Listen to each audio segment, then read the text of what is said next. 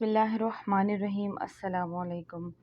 حضرت آدم علیہ السلام کے بیٹے قابیل نے اپنے بھائی حابیل کو قتل کر دیا تو اللہ تعالیٰ نے اسے کوے کے ذریعے بھائی کی لاش دفنانے کا طریقہ بتایا، جس پر عمل کرتے ہوئے اس نے لاش دفنا دی۔ اب اسے اپنے والد کے غصے کا خوف تھا۔ اس موقع پر شیطان نے قابیل کو گھر سے بھاگ جانے کی ترغیب دی، کیونکہ اسے یہ خوف لاحق تھا اگر قابیل حضرت آدم علیہ السلام کے پاس رہا تو کہیں توبہ استغفار کے بعد دوبارہ راہ حق پر نہ آ جائے۔ چنانچہ اس نے قابیل سے کہا، اب تجھے تیرے والد زندہ نہیں چھوڑیں گے، تجھے قتل کر ڈالیں گے، تو یہاں سے بھاگ جا۔ قابیل کو تو پہلے ہی اس بات کا خوف تھا، لہٰذا وہ یمن فرار ہو گیا، جہاں اس نے سکونت اختیار کی، اور بعد ازاں اس نے شادیاں بھی کی جن سے اولاد کثیرہ پیدا ہوئی۔ قابیل نے اپنے والد کے دین حق سے بغاوت کر کے پہلے آتش پرستی شروع کی، پھر شیطان نے اسے پتھر سے بت بنانے کا طریقہ سکھا دیا۔ یوں قابیل اور اس کی اولاد نے ایک اللہ کو چھوڑ کر بت پرستی شروع کر دی۔ دنیا میں قتل و غارت، حسد و فساد اور بت پرستی کی بنیاد قابیل نے ہی رکھی۔ حضرت عبداللہ بن مسعود رضی اللہ تعالیٰ عنہ سے روایت ہے کہ رسول اللہ صلی اللہ علیہ وسلم نے فرمایا، دنیا میں جب بھی کوئی ظلم سے قتل ہوتا تو اس کا ایک گناہ حضرت آدم علیہ السلام کے بیٹے قابیل کی گردن پر ضرور ہوتا ہے، اس لیے کہ وہ شخص ہے جس نے ظالمانہ قتل کی ابتدا کی اور یہ ناپاک طریقہ جاری کیا۔ حضرت شیث علیہ السلام کی ولادت۔ حضرت آدم علیہ السلام کو جب بیٹے کے قتل کی خبر ملی تو وہ بہت غمزدہ ہو گئے، کیونکہ حابیل نہایت ہی سعادت مند، فرما بردار، نیک اور شائستہ نوجوان تھا۔ اس کے انہی اوصاف حمیدہ کی بنا پر حضرت آدم علیہ السلام کو امید تھی کہ وہ اللہ کے دین کو آگے بڑھانے میں ان کے معاون و مددگار ثابت ہوگا۔ نیز بعض روایت کے مطابق حابیل کی شہادت کا بنیادی سبب یہی تھا کہ قابیل کو ابھی زندہ ہو چکا ہے۔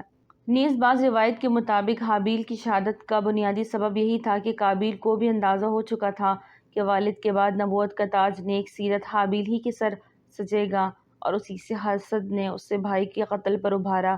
حابیل کے قتل کے بعد حضرت آدم اور اماں حوا بہت اداس رہا کرتے تھے، بیٹے کو یاد کر کے گھنٹوں آنسو بہایا کرتے تھے۔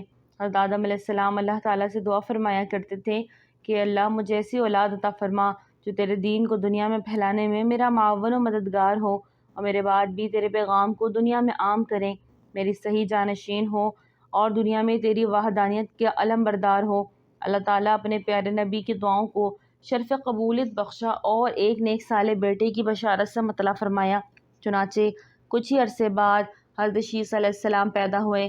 حضرت آدم علیہ السلام اور اماں حوا کی پیدائش پر بے حد خوش تھے۔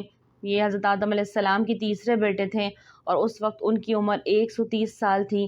اماں حوا علیہ السلام نے صاحبزادے کا نام شیث رکھا، جس کے عربی معنی عطیہ خداوندی کے ہیں، یعنی اللہ کی جانب سے عطا کیا گیا خوب سیرت تحفہ۔ حضرت شیث علیہ السلام حسن و جمال، شکل و صورت اور عادات و اطوار میں اپنے والد سے بہت زیادہ مشابہ تھے۔ حضرت آدم اور حضرت حوا کو آپ سے بڑی محبت تھی۔ تعلیم و تربیت۔ حضرت آدم علیہ السلام حضرت شیث علیہ السلام کو ہر وقت اپنے ساتھ رکھتے۔ آپ علیہ السلام کو اس بات کا علم ہو چکا تھا کہ ان کی اولاد میں سے یہ بچہ ان کا جانشین ہوگا، چنانچہ انہوں نے شروع ہی سے ان کی تربیت پر خصوصی توجہ دی۔ آپ علیہ السلام حضرت شیث علیہ السلام کو جنت کے احوال سناتے، اچھے اور برے کی پہچان کرواتے۔ جوں جوں حضرت شیث علیہ السلام بڑے ہوتے گئے، ان کی پوشیدہ صلاحیتیں اور ان کے والدین کی تعلیم و تربیت رنگ لاتی رہی۔ حضرت آدم علیہ السلام نے ان کو درس و تدریس، وعظ و تبلیغ کے خوبصورت اور منفرد طریقے سکھائے، انہیں دن اور رات کی گھڑیوں کی پہچان کروائی، ان اوقات میں ہونے والی عبادتوں کی تعلیم دی۔ اس کے علاوہ طوفان نوح کے بارے میں بھی آگاہ کیا، جو کچھ عرصے بعد آنا تھا۔ حضرت آدم علیہ السلام اور حوا علیہ السلام کو حضرت شیث سے بڑی امید تھی، جس کی بڑی وجہ یہ تھی کہ ان کا ایک بیٹا قتل ہو گیا، دوسرا شیطان کا پیروکار بن کر کفر کے راستے پر چل نکلا۔ اب اللہ کے دین کو آگے پھیلانے اور شیطان کے شر کا مقابلہ کرنے کے لیے حضرت آدم علیہ السلام کے بعد حضرت شیث علیہ السلام ہی تھے۔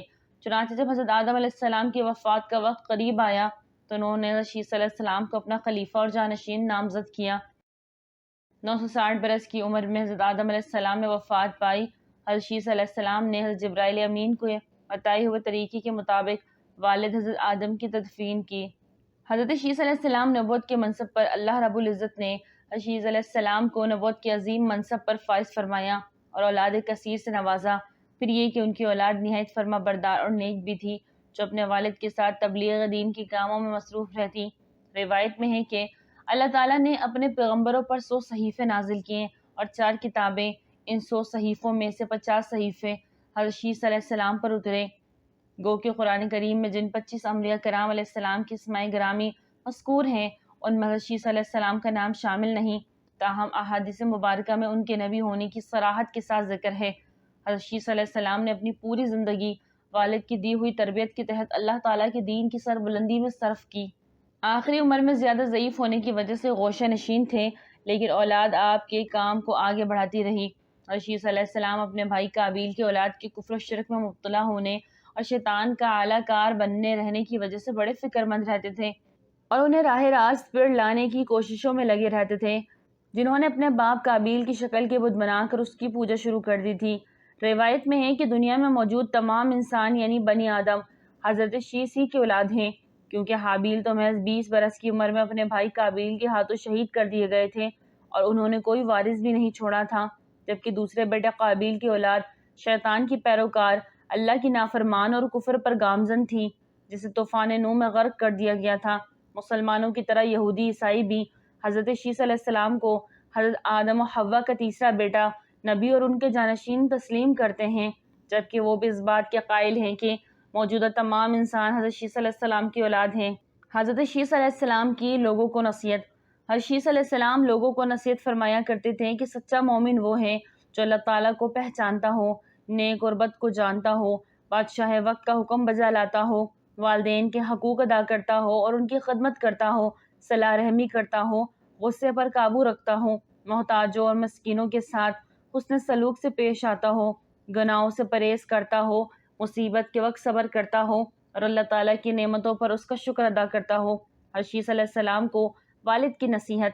حضرت آدم علیہ السلام کے انتقال کا وقت قریب آیا تو انہوں نے بیٹے حضرت شیس علیہ السلام کو اپنے قریب بلایا اور نصیحت فرمائی کہ اے میرے سعادت مند برخوردار، تم میرے جانشین بنو گے، چنانچہ تم تقوی اختیار کرو اور جب بھی اللہ تعالیٰ کا ذکر کرو اس کے ساتھ اس کے محبوب حضرت محمد مصطفیٰ صلی اللہ علیہ وسلم کا ضرور نام لیا کرو، کیونکہ میں نے ان کا نام عرش پر اس وقت لکھا دیکھا جبکہ میں روح اور مٹی کی درمیانی حالت میں تھا۔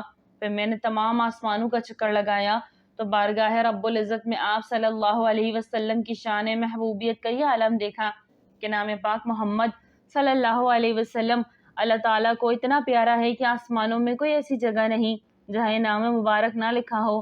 میرے رب نے مجھے جنت میں رکھا تو میں نے جنت میں کوئی محل، کوئی بالا خانہ، کوئی دریچہ ایسا نہ دیکھا کہ جس پر اسم محمد تحریر نہ ہو، لہٰذا تم بھی کثرت کے ساتھ ان کا ذکر کیا کرو، کیونکہ فرشتے بھی ہر وقت ہر آن ان کا ذکر کرتے رہتے ہیں۔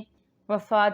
قصص الانبیاء میں علامہ ابن کثیر تحریر فرماتے ہیں کہ جب حضرت شیس علیہ السلام کی وفات کا وقت قریب آیا تو انہوں نے بھی اپنے فرزند انوش کو معاملات سپرد کر دیے۔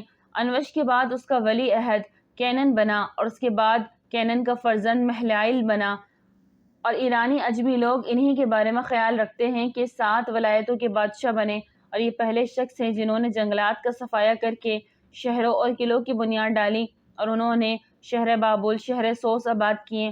ابلیس اور اس کے لشکروں، جنوں وغیرہ کو بھی مار مار کر انسانی آبادی سے بھگا کر ویرانوں اور گھاٹیوں میں دھکیل دیا۔ ان کا ایک بڑا تاج بھی تھا اور وہ لوگوں کو واعظ بھی فرماتے تھے۔ ان کی بادشاہی 40 سال رہی۔ جب وفات کا وقت قریب آیا تو انہوں نے اپنے فرزند اخنوخ کو اپنا جانشین مقرر کیا اور انہیں مختلف کاموں کی انجام دہی کے حوالے سے وصیت کی۔ مشہور اقوال کے مطابق یہی اخنوخ حضرت ادریس علیہ السلام تھے، جنہیں حضرت شیس علیہ السلام کے بعد اللہ نے نبوت سے سرفراز فرمایا۔ حضرت شیس علیہ السلام کی وفات 912 برس کی عمر میں ہوئی اور ان سے منسوب مزارات 3 مختلف مقامات غزہ، عراق اور شہر موصل اور اودھیا بھارت میں ہیں۔ ان تینوں میں سے کس میں حضرت شیس علیہ السلام مدفون ہیں یہ اللہ ہی بہتر جانتا ہے۔ موصل میں قائم مزار کو عراق کی جنگ کے دوران شدید نقصان پہنچا۔ بعض روایت کے مطابق حضرت شیس علیہ السلام کا مکہ مکرمہ میں انتقال ہوا اور وہ وہیں سپرد خاک کیے گئے، جبکہ ایک خیال یہ بھی ہے کہ حضرت شیس علیہ السلام کا مزار لبنان کے ایک گاؤں شیس نبی میں ہے، جہاں ان کے نام سے ایک مسجد بھی قائم ہے۔ 13ویں صدی عیسوی اور بعد میں آنے والے عرب جغرافیہ دانوں کی روایت کے مطابق حضرت شیس علیہ السلام کا مزار فلسطین کے شہر رملہ کے شمال مشرق میں واقع ایک گاؤں بشیش میں ہے۔ بشیش 2 الفاظ بیت اور شیس کا مجموعہ ہے، جس کا مطلب ہے کہ خانہ شیس علیہ السلام۔ 1948 میں اسرائیل کے معارضے وجود میں آنے کے وقت یہ گاؤں غیر آباد ہو گیا تھا، لیکن آج بھی یہاں 3 کونوں والا مینار حضرت شیس علیہ السلام کے مزار پر قائم ہے۔ واللہ اعلم۔ ویڈیو اچھی لگی تو لائک کریں، چینل کو سبسکرائب کریں اور دعاؤں میں یاد رکھیں۔ السلام علیکم۔